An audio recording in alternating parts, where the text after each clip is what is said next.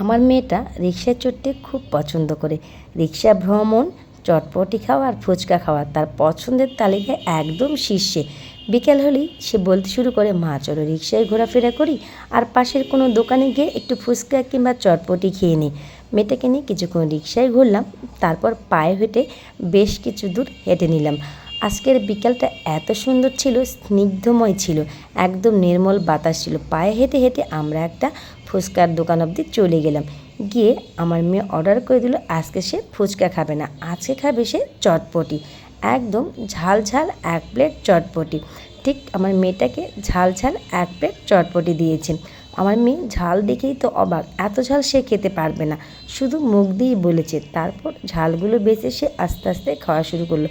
আমাকেও বেশ কয়েকবার বলেছিল, মা তুমিও একটু খাও। আমি কিন্তু একটুও খাইনি। আমার মেয়ের খাওয়া দেখেই আমাকে খুবই আনন্দ লেগেছে। মা মেয়ে এনজয় করলাম বেশ কিছুক্ষণ সময়। তারপরে মেয়ের যখন চটপটি খাওয়া শেষ, আবার দুজনে মিলে পায়ে হেঁটে হেঁটে বাড়ির দিকে রওনা দিলাম। প্রায় সন্ধ্যা হয়ে এসেছে, এখন মনে হচ্ছে আজান পড়বে। এরকম আনন্দ মাঝে মাঝে করতে খুব ভালো লাগে।